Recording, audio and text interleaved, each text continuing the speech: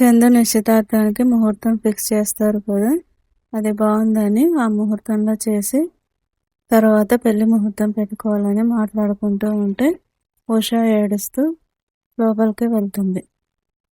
లోపలికి వెళ్ళి బాధపడుతూ ఉంటుంది.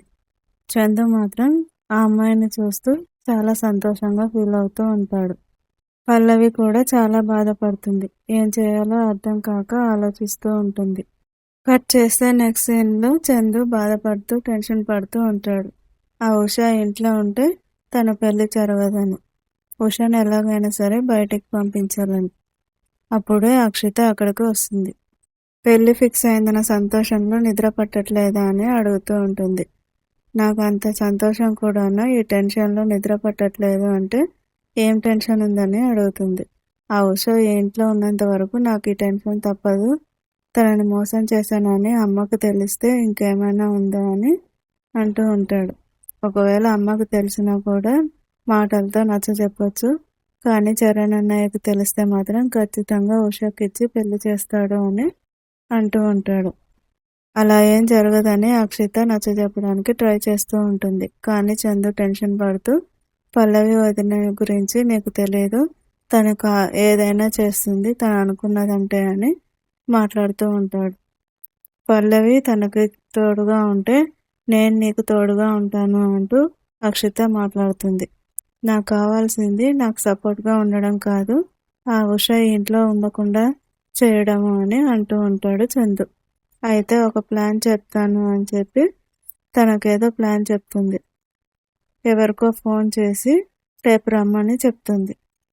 కట్ చేస్తే నెక్స్ట్ సీన్లో అదే రోజు రాత్రి అందరూ పడుకున్న తర్వాత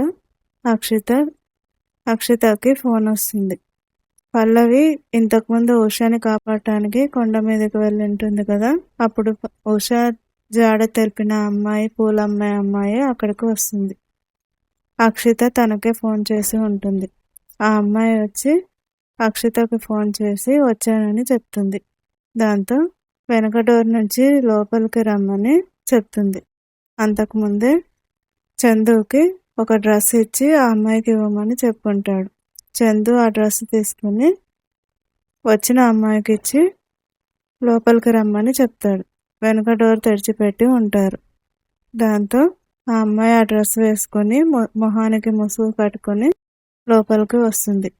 ఆ తర్వాత అక్షిత తన దగ్గర ఉన్న నెక్లెస్ తీసి ఆ అమ్మాయికి ఇచ్చి ఉషా రూమ్లో తన బ్యాగ్లో పెట్టమని చెప్పి అక్కడి నుంచి వెళ్ళిపోమని చెప్పి చెప్తుంది.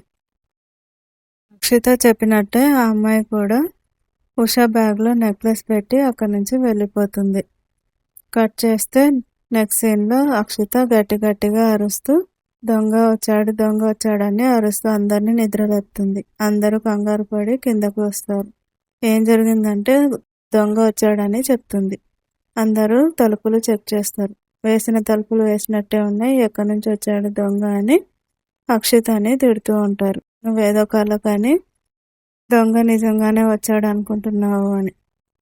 ఆ తర్వాత కొద్దిసేపు అలాగే మాట్లాడుతూ తర్వాత అవును నేనే కలగన్నాను అని అందరికీ సర్ది చెప్పి లోపలికి పంపిస్తుంది. ఆ తర్వాత చందుని టెన్షన్ పడవద్దు, రేపటితో ఆ ఉష పీడ విరగడవుతుంది అని చెప్పి తను కూడా లోపలికి వెళ్తుంది. కట్ చేస్తే నెక్స్ట్ సీన్లో చరణ్ వాళ్ళ బామ్మ నాన్న చంటి వాళ్ళు హాల్లో కూర్చుని ఉంటారు. పల్లవి గురించి అడిగితే పల్లవి చరణ్ కోసం పూజ చేయించడానికి వెళ్ళిందని చెప్తుంది ఉష. అయితే కాఫీ తీసుకురమ్మని ఉషని పంపిస్తుంది బామ్మ. ఆ తర్వాత పైన రూమ్ నుంచి అక్షిత గట్టిగా అరుస్తూ మొదలు పెడుతుంది. నెక్లెస్ పోయింది, దొంగతనం జరిగింది అంటూ. రాత్రి కలగన్నట్టు ఇప్పుడు కూడా దొంగతనం జరిగిందని కలగన్నావా ఏంటి అంటూ బామ్మ అంటూ ఉంటుంది.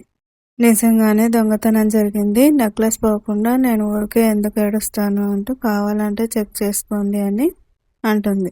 దాంతో చంటి వెళ్ళి బీరువాలో చెక్ చేస్తాడు. అవును నెక్లెస్ కనిపించట్లేదు అని చెప్తాడు. ఇంట్లో వాళ్ళే దొంగలు, బయట నుంచి ఎవరూ రాలేదంటూ చందు మొదలు పెడతాడు.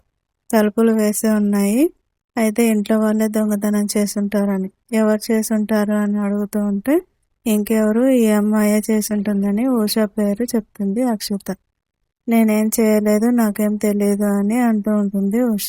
కట్ చేస్తే తరువాయి భాగంలో ఉషానే దొంగతనం చేసిందని చూపిస్తూ పోలీసులకు అప్పచెప్తుంది అక్షిత. అక్కడ పల్లవి ఇంకా వచ్చి ఉండదు, బయటకు వెళ్ళి ఉంటుంది. పల్లవి వచ్చేసరికి ఉషాని అరెస్ట్ చేసి ఉంటారు. పల్లవి పోలీస్ స్టేషన్కి వెళ్ళి తను ఏ నేరం చేయలేదని నిరూపిస్తానని పోలీస్తో ఛాలెంజ్ చేసి మాట్లాడుతూ ఉంటుంది.